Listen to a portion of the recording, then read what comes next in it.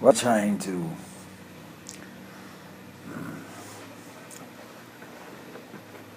get into the consciousness of the human condition is the procedures you need to use to understand your eternal nature. You have the concepts that you are eternal and that to reincarnate lifetime after lifetime after lifetime in a learning condition. What we are trying to bring forth now is the fact of the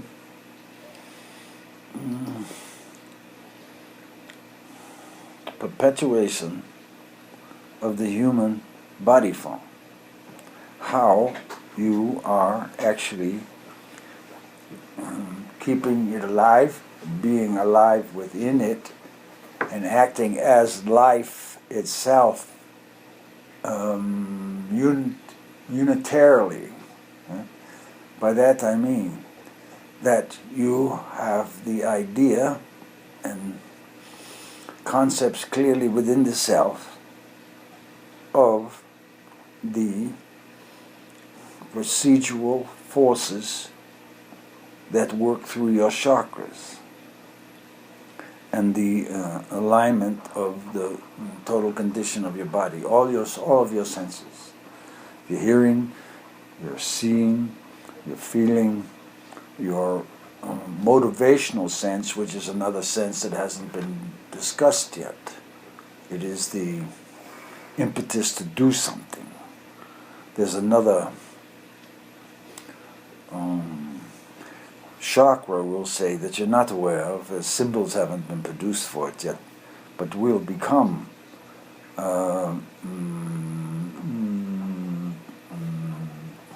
paramount in the inner knowledge of yourself. Now let me put it another way.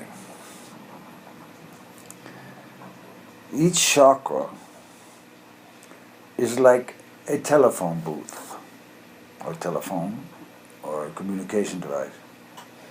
And as you work the vibratory frequency within the chakra, you communicate with other chakras. It's the same phone line, basically. The trick is to not get caught up in the conversation of the chakras with other chakras, but you know how to communicate if need be.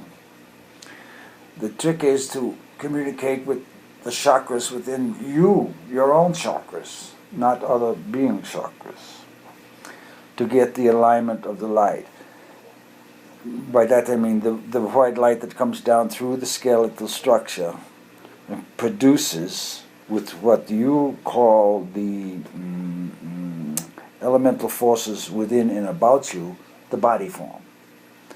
So you're in a manner becoming aware of how you are transparent, how you can, as you expressed, see through things at times. How that works. That's another portion of the true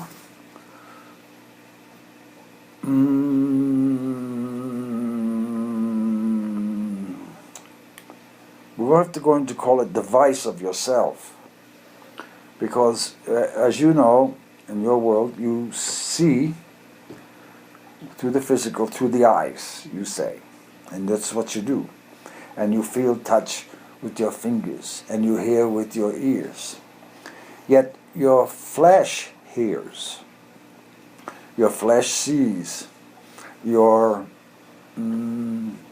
hair feels. And your beings have this hair stands up on your body thing here, in your head things. The inner senses now are coming more apparent. Yet the condition of being brought up, growing up in a consciousness of limitation, these new experiences have not been explained, so they create confusion. But the new experiences are truly who you are. You're having the opportunity now, particularly in this year, of advancing spiritually. By that I mean into the understanding of your blissful self. The self that understands the light and the precipitation out of it. The self that understands that you were sent here. The self that understands that you have a knowledge of why you were sent. You have this desire of participatory experience to assist in the human condition. All of these are coming to a junction now. And that junction is, you're going to be alive in life instead of having to go through what you call the death thing to understand that you were alive and what life is. So the process now is breath and water. And we've been saying water for a long time because water is what enlivens the earth. It's what brings forth fruit and vegetables and foods. It nourishes everything. You are more water than anything else. And the significance of that is the water allows electricity to pass through it without any resistance. It's a conductor, you would say. As you begin merging with your astral form and from the astral realms, where light is electricity, you begin to integrate body forms, body posture, and start understanding body requirements from the astral perspective. From the astral perspective. And you're going to begin to learn, I'm going to say, the significance of the rubber on the soles of your shoes. How it disperses the frequency laterally when you walk, so you have a tendency to ground yourself. Because you're walking on grid lines that you are aware of in your world, that exist in your world. Part of you, the astral form of you, is walking on the grid lines, like railroad tracks, and they are electrical portions. Beginning to understand meridians in the body. You're beginning to understand the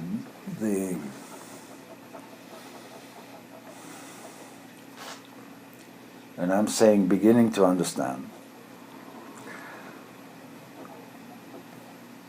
how breath works throughout your entire system. For when you take in breath, it's like air moving across your ocean. Wind creates the whitecaps type of thing. You have these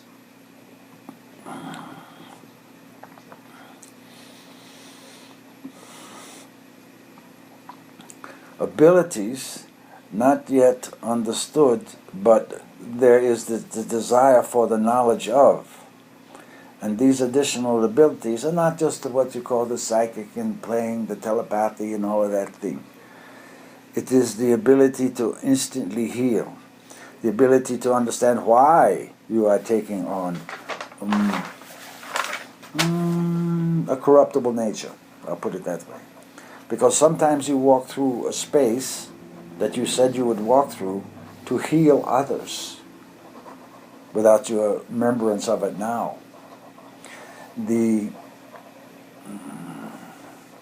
interaction of a body, one human body with another human body, just in the same space, overcomes the sense of being alone, the sense of loneliness of in a space where no one else is there. You develop a sense of loneliness because of conversations are not equal in understanding each other. Yet the recognition of another being there overcomes the deep sense of loneliness, which is what everyone's going through now, because there's not a recognition of the inner portion of beings now. It's getting there, it's getting there. Yet there's mostly a recognition of an outer portion, so the body form is not alone. Because loneliness is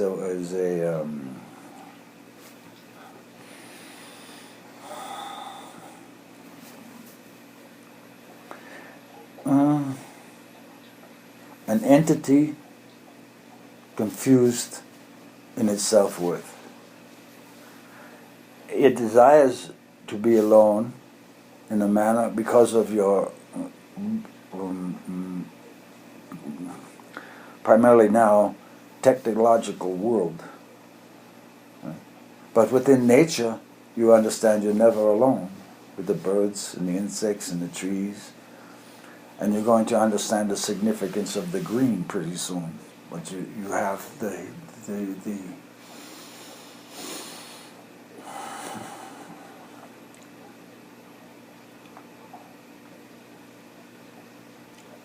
you have the knowledge of green coming forth in the growth of foods, vegetables, trees, nature, plants. And there's an inner recognition there that the plants are producing oxygen for you. And there's a inner recognition and a need for that sustenance because you're breathing in air, oxygen. Yet the equality needed to understand the true purpose of breath and air, equality I mean you are equal and the plant is equal to you. You are equal to the plant is equal to you. You're not better than the plant. You can't produce your oxygen. The plant's not better than you because it can't move. But you two need each other. So when you begin to understand this without a manner of better than or comparing, you will be finding out that you are in your breath. Whereas your term is God is in the air. God's path is through the water. That's been said before. Spirit, what you term the Holy Spirit, itself understands these things through all concepts. Water and air. Water and air. That was the significance of the entity you call Jesus walking on the water. He was more air than water, and the water recognized it. And they calmed the waters. You found that one. The teachings are moving forward, so you understand the preciousness of the Holy Spirit, which is only recognized in a concept from within by the Holy One of you that sits upon the solar plexus chakra. We call it your Buddha One, the golden frequency of yourself that sits there as in meditation for you, for the body physical form, in union with. You beings like to use the term high self, but you are your high self. You're going to have to understand that in the application of the rules of the chakras, which are in you. So you are sitting comfortably in your Buddha position on the solar plexus. We're going to have to come up with a phrase here instead of high self, because it makes it a distance thing, a thing not close to you. It is always around you. It is within and without, and it's educating. We're going to call it again the Buddha One in there, and the Buddha One is aware of the high self. So it's trying to, in the meditation here at the solar plexus of the Buddha One, it's trying to unite in density the sense of pleasure being within density. And this is where you get the idea of ego, the development of it, the development of ego. And ego becomes understood as having done something. And the union of that accomplishment brings what is termed health to the body form. Now, you are aware that you have, and this is where it becomes difficult, because there are, and this is where the competition understanding comes forth, as you have competition in your sports and arena things amongst beings. You have another one that is not associated truly with the human condition, that does not appreciate it, the human condition. Doesn't. Has an antithesis for it. And that's your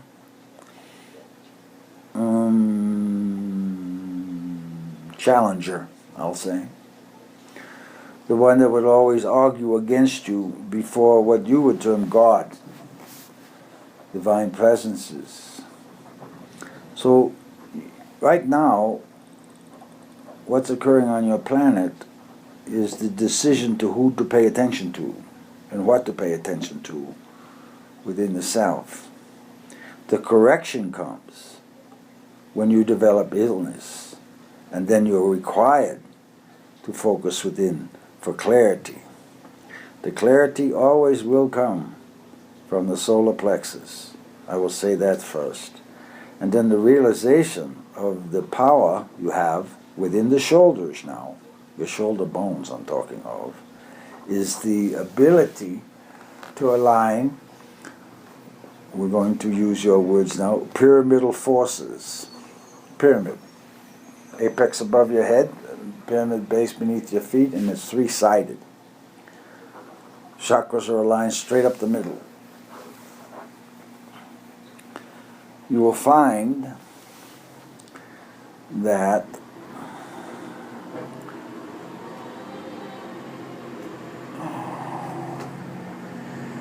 rule of triplicity is yours.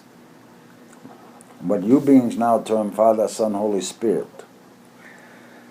Right? The difficulty becomes in the gender significance that you apply to those words. It's a hermaphroditic form, really. the triplicity of it. Doesn't have a gender. You are as much male as you are female. And the idea of the polarities is the understanding of self and the completion of, we're going to say, missions, because you came to do a job within certain concepts here. You're not just from here. You didn't just start here. You came here from other places. It's particularly now, you have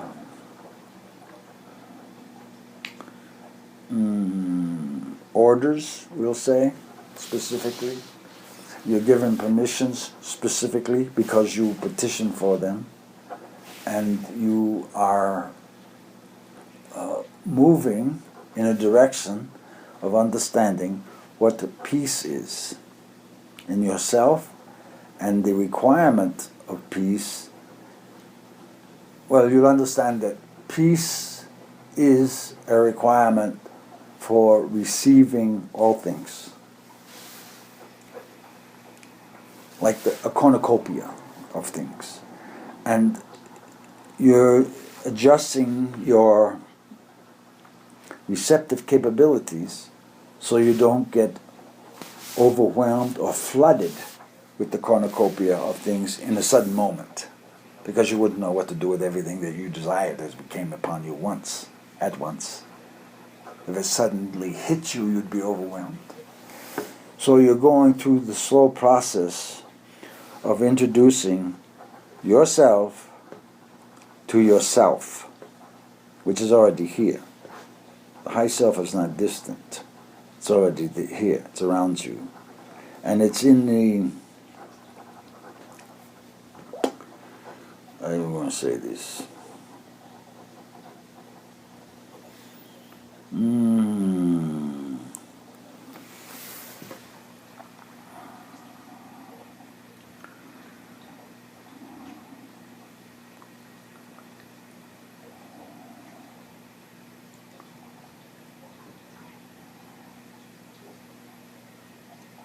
It's in the presence of appreciation. There's a being that is called appreciation. And that's the one that recognizes the dignity in all things.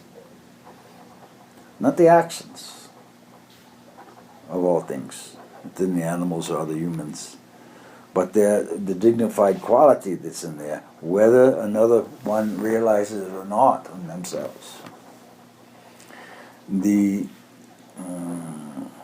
nature you're working with now is more of a guardianship nature.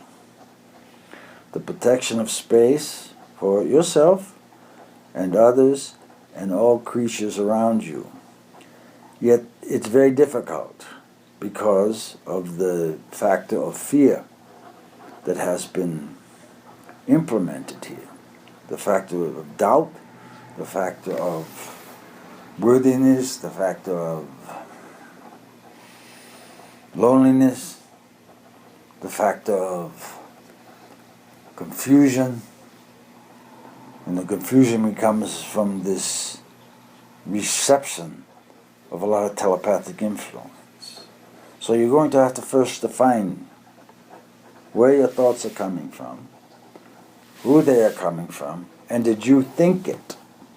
You're going to have to decide which side, and recognize rather, not decide, recognize which side of your head is receiving the thought. Is it coming from the left side? Is it coming from the right side? Once you recognize that, you'll see the result of that thought. Was it pleasant experience or not? And make it in your own determination. You begin to center the thoughts so that they come into the center of your being. So you're stabilizing the two forces that are within you by your spiritual self. You have a force that comes up the left side, a force that comes up the right side. That's why some people are left-handed and some people are right-handed. You have a centering force that recognizes both that is the determining one in this whole process. I accepted a thought from the right side and this is the result, and that wasn't too pleasant. I accepted a thought from the left side, that wasn't too pleasant either. You stabilize those thoughts in the center of appreciation to recognize you have a determination of choosing the thought, and you also have a determination of doing the thinking. You'll know when you are correct in your thinking because it'll come down the crown chakra and it'll link to the back of the heart chakra in the spine. You'll know that was your own idea process. You will eventually learn to go beyond thinking and to be in the being phase of it, where that force that's in the spine, from the crown to behind the heart chakra, comes forth forwardly and is radiated out from the heart chakra. It creates a space in your auric field. Everybody starts feeling the goosebumps and knows something else is happening here. There's another presence. The invisible one of you is not necessarily inclined to be incorporated in the body. It's trying to teach the body to be darkness in one phase and light in another phase, and that you are like the symbol of the yin and yang, that you are basically on and off. It's your light switch. And you're working your perceptions so you can realize yourself. Realize this thinking way brought this thinking way brought this, and then you're going to have the balance, you say, center yourself, and choose a new way of receiving what you beings term thought. Because we've told you you're in a river of thought, and that you need to go beyond it. And you're going to have to go beyond the thinking to silence, and then see how you precipitate your own, we're going to say process, but you precipitate your own ability of thought. You precipitate a thought, and then you are in it. You will be in it. Your body is the result of your thought, not thoughts. Not thoughts. It's a result of your thought beyond the thinking that you drop down, and then you're receiving all the others. You forgot you were in the river of thoughts. Others. Everyone's thinking the same thing, basically. It's called communication. And your technology has got these lever on you that you have